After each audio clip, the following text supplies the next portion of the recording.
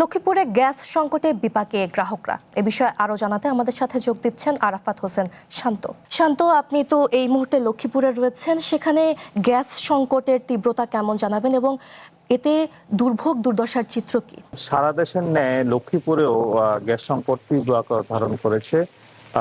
আমরা এখানে দেখেছি যে লক্ষ্মীপুরের প্রত্যেকটি দুটি পাম্প রয়েছে, দুটি পাম্পে একটিও চাহিদা মোতাবেক কোনো গ্যাস পাচ্ছেন না সিএনজি চালক বা গ্রাহকরা।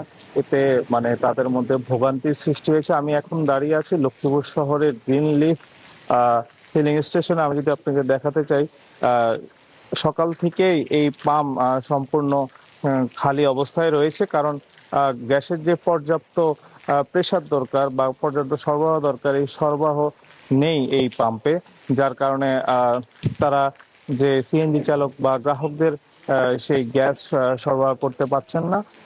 আমি এই যে পাম্প কর্তৃপক্ষের সাথে কথা বলেছি, ওনারা আমাকে যেমনটি জানিয়েছেন যে নির্দিষ্ট কোনো, আমি ওনাদেরকে জিজ্ঞেস করেছিলাম যে কোন সময়টা আসলে গ্যাস পাওয়া যাবে। ওনারা বলছেন নির্দিষ্ট কোনো ওরকম সময় নেই। যেমন গতকাল রাত 11টায় গ্যাস আসার সাথে সাথেই কিছু সিএনজি কে গ্যাস দেওয়া হয়েছে। আর এখন আবার আজকে কখন নাগাদ যে গ্যাস আসবে এর কোনো সঠিক তথ্য ওনাদের কাছে নেই, কারণ ওনারা নিজেরাও জানেন না। ওনারা যেটুকু আমাদেরকে বলছেন যে গ্যাস যদি সরবরাহ থাকে ওনারা সবসময় গ্যাস দিতে বাধ্য থাকে, কিন্তু গ্যাস সরবরাহ না থাকার কারণে ওনারা আসলে গ্রাহকদের যে চাহিদা, ওই চাহিদা অনুযায়ী আসলে ওনারা গ্যাস দিতে পারছেন না। আর এই গ্যাস না পাওয়ার কারণে যে সিএনজি চালক বলছেন বা অটোরিকশা চালক, যারা সিএনজি চালিত অটোরিকশা রয়েছে, তারা খুবই ভোগান্তির মধ্যে রয়েছে। মূলত তারা এই গ্যাস চালিত সিএনজি চালিয়ে তারা জীবিকা নির্বাহ করে। একমাত্র আয়ের পথ এটা থাকায় তারা আসলে খুবই সংসার জীবন বলেন বা তাদের দৈনন্দিন জীবনের প্রচুর চাপে রয়েছে।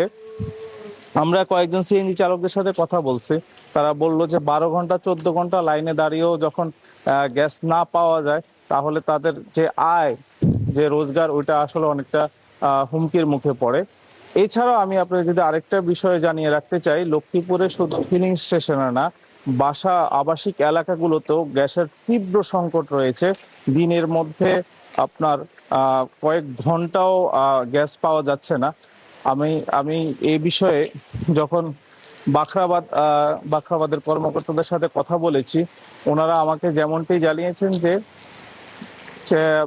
বাখরাবাদের কর্মকর্তার সাথে কথা বলেছি, ওনারা আমাকে যেমনটি জানিয়েছেন যে গ্যাসের সরবরাহ জিটিসিএল থেকে ওনারা যে সরবরাহ পান, ওই সরবরাহ কম থাকার কারণে আসলে পর্যাপ্ত গ্যাস তারা দিতে পারছেন না। আর একই সাথে লক্ষ্মীপুরে ফোর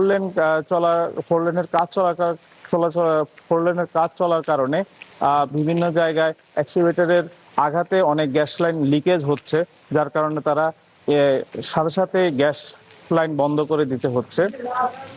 সঙ্গীতা, লক্ষ্মীপুর থেকে এই ছিল আমার কাছে সর্বশেষ গ্যাস নিয়ে খবর।